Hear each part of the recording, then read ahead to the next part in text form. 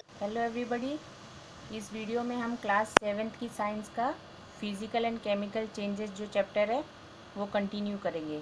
इससे previous video में मैंने तुम्हें मैग्नीशियम का एक्सपेरिमेंट और फिज़िकल चेंजेस के बारे में बता दिया था। अब उसके बेसिस पे ही कुछ क्वेश्चन मैंने लिखे हैं, इनके आंसर तुम्हें देने हैं। अगर तुमने फर्स्ट वीडियो अच्छे से देखी होगी तो इनके आंसर ईजीली तुम दे दोगे। अगर नहीं देखी होगी तो पहले वीडियो देखना, फिर इनके आंसर लिखना। What happened when the magnesium ribbon was held against the flame? Did new substance form? जब हमने मैग्नीशियम रिबन को फ्लेम के ऊपर रखा था तो क्या हुआ था, और क्या नया कुछ बना था, नया सब्सटेंस बना था? तो इसका आंसर क्या है? फ्लेम पे रखा था तो क्या हुआ था?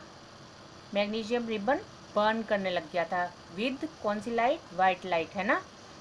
और नया सब्सटेंस बना था, उसका आंसर क्या होगा? यस।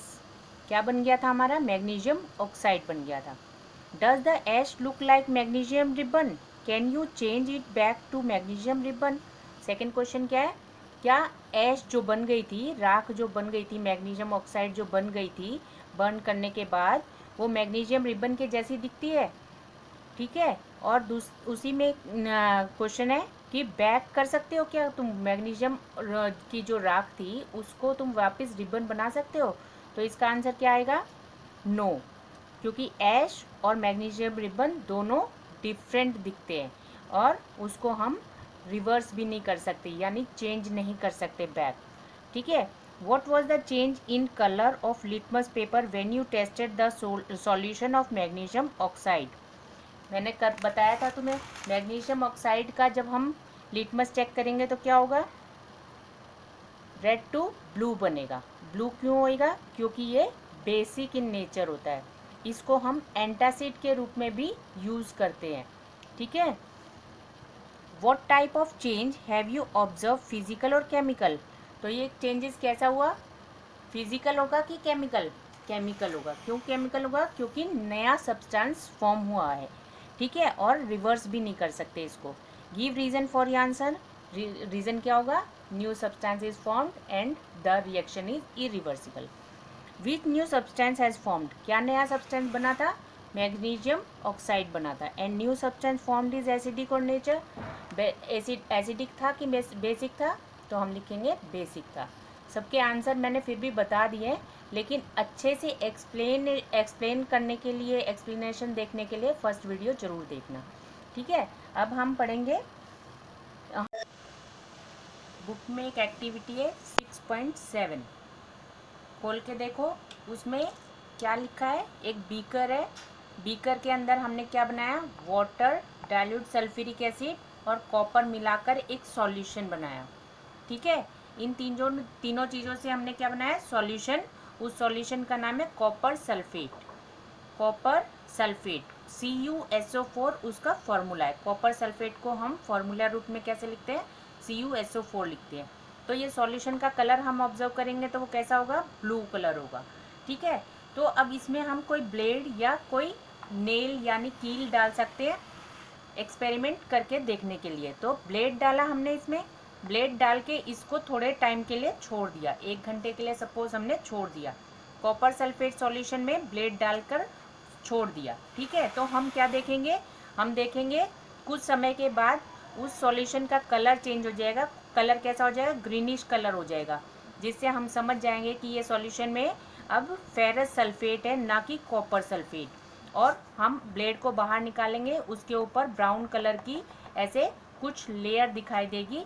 वो क्या होगी? कॉपर की लेयर होगी, यानी कि ब्राउन डिपॉजिट्स देखोगे वो कॉपर होगा। ओके। तो रिएक्शन हमने क्या देखा कि सॉल्यूशन पहले कॉपर सल्फेट का था, बाद में सॉल्यूशन बन गया फेरस सल्फेट का, यानी आयरन सल्फेट का। फेरस और आयरन एक ही चीज़ है, आयरन। ठीक है। आम लैंग्वेज में हम आयरन कहते हैं लोहा को, और साइंटिफिक लैंग्वेज में फेरस कहते हैं, इसीलिए Fe लिखा है। Fe का मीनिंग आयरन यानी लोहा ही होता है। ठीक है। तो इससे कंफ्यूज नहीं होना है। अब इस रिएक्शन को हम कैसे लिख सकते हैं? कॉपर सल्फेट, इसमें हमने आयरन डाला यानी Fe डाला, और रिएक्शन हो गया, और रिएक्शन होने के बाद क्या बन गया? फेरस सल्फेट बन गया, और कॉपर उसमें से अलग आके डिपॉजिट हो गया। ठीक है, तो कॉपर सल्फेट का कलर कैसा था, ब्लू कलर था, और जब रिएक्शन हुआ और रिएक्शन के बाद हमने देखा तो उसका कलर कैसा हो गया, ग्रीनिश हो गया। ठीक है, तो हम कहेंगे अगर कोई सॉल्यूशन है जो ब्लू कलर का है और बाद में वो ग्रीनिश कलर में चेंज हो गया, तो वो क्या हुआ होगा, क्या रिएक्शन हुआ होगा, तो हम बता देंगे कॉपर सल्फेट और आयरन का रिएक्शन हुआ होगा, क्योंकि कॉपर सल्फेट आयरन से रिएक्ट होगा तो आयरन सल्फेट बना देगा और उसका कलर ब्लू से ग्रीन हो जाएगा। ठीक है, इसी तरह से एक और एक्सपेरिमेंट तुम कर सकते हो कॉपर सल्फेट का Mg के साथ, यानी मैग्नीशियम के साथ में। अब जहाँ पर हमने ब्लेड लिया है, ब्लेड की जगह पे क्या डाल देंगे, मैग्नीशियम डाल देंगे, Mg मैग्नीशियम। ठीक है, ब्लेड की जगह पे क्या डाल सकते हैं हम, मैग्नीशियम। अभी मैं रिएक्शन को चेंज कर रही हूँ, देखो यहाँ ब्लेड की जगह हमने क्या डाला है, मैग्नीशियम यानी Mg। मैग्नीशियम का एक टुकड़ा डाल देंगे, वाइट कलर का होता है मैग्नीशियम, मैग्नीशियम का एक टुकड़ा हमने डाला इसमें, ये वाइट कलर का है, और सॉल्यूशन के किस कलर का है, ब्लू कलर का है।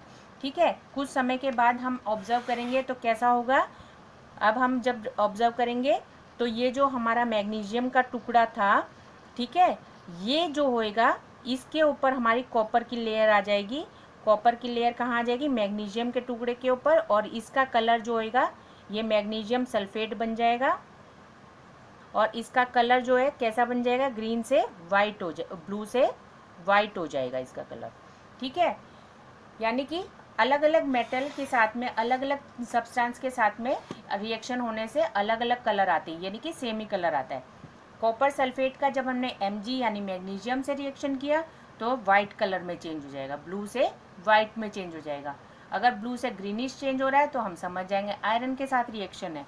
ठीक है, तो डिफरेंस समझ में आ गया। इस तरह से हम अलग अलग चीज़ों के साथ में एक्सपेरिमेंट करके देख सकते हैं।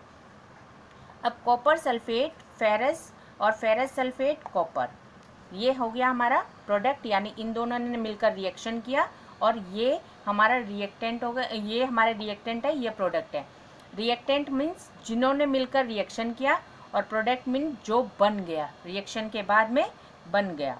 ठीक है, तो इन दोनों ने मिलकर रिएक्शन किया, ये रिएक्टेंट हो गए, और ये दोनों बन गए बाद में रिएक्शन के बाद में, तो ये प्रोडक्ट हो गए।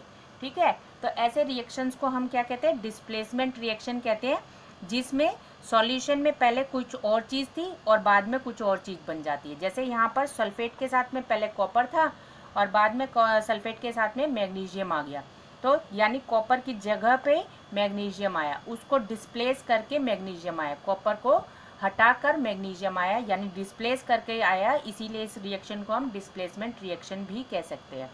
ठीक है, इसी तरह से कॉपर को भी हटाकर यहाँ पर फेरस आया है, तो यानी कि इसमें भी डिस्प्लेसमेंट रिएक्शन हुआ, कॉपर को हटाया और फेरस ने उसकी जगह पे अपना उसकी जगह पे आ गया। ठीक है, तो इन रिएक्शंस को हम डिस्प्लेसमेंट रिएक्शंस कहते हैं।